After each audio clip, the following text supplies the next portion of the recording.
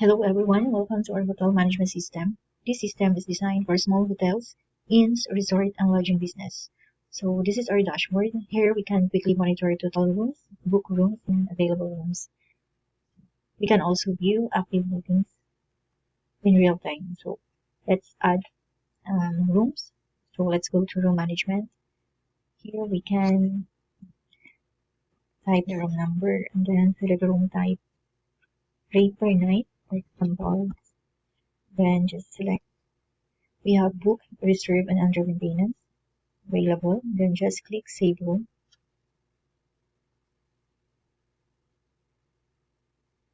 So room is added. Then let's add another room.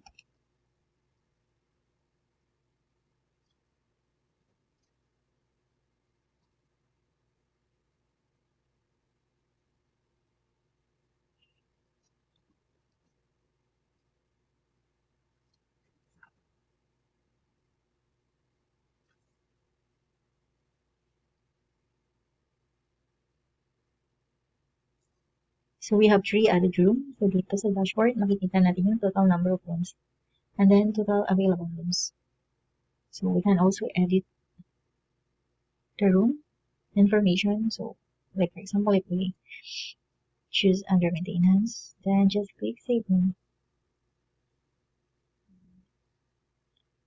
So as you can see the status under maintenance, then let's go to dashboard.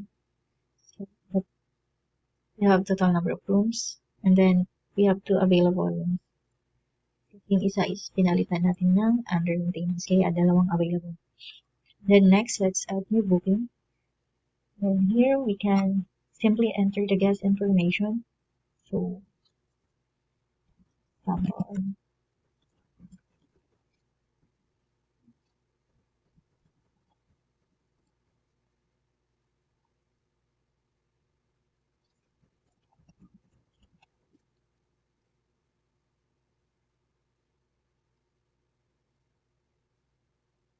we can select room, then check-in date, and then the check-out date. So dito is automatic na magkakalculate si system.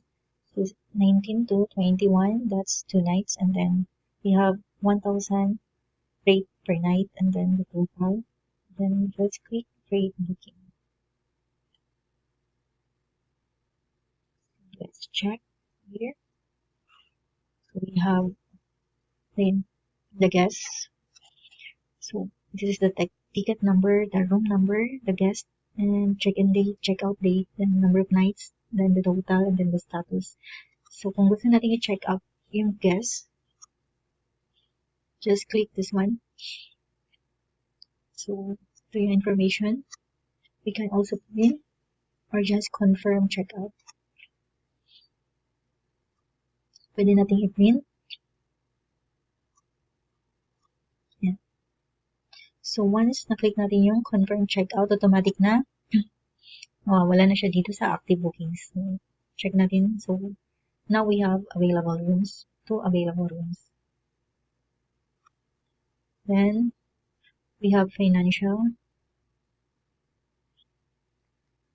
Then we can also add expenses.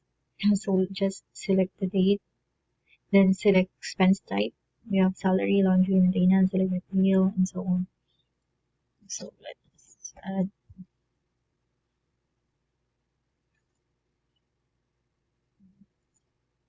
So dito, expenses are automatically deducted from the net profit.